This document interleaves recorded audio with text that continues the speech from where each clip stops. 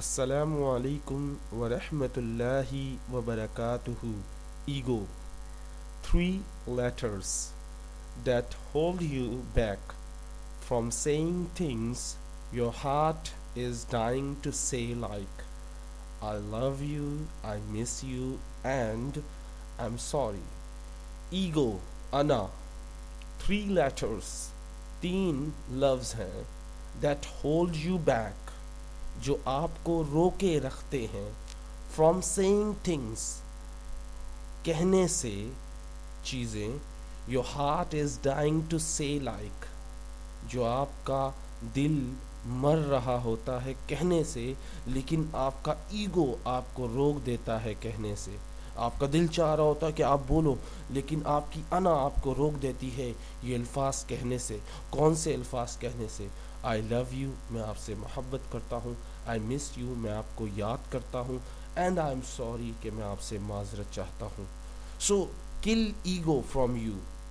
इस ईगो को कत्ल कर दो, इस अना को अपने अंदर से ख़त्म कर दो। If you want to be happy, just remove ego from you.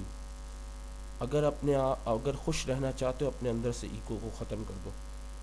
So I hope you will kill your ego and you will say I love you, I miss you, and I'm sorry, because these are very difficult to say when you have ego.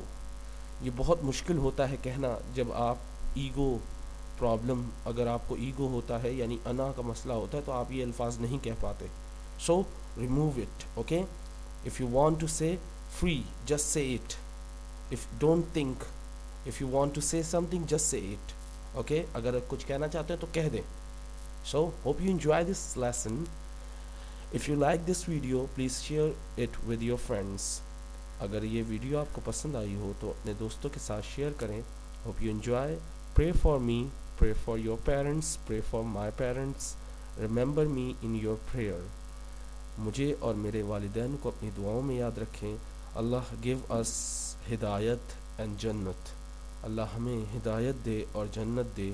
May Allah give us happiness in our life. अल्लाह हमें खुशियाँ दे हमारी ज़िंदगी में। आमीन सुम्मा आमीन। अस्सलामु अलैकुम।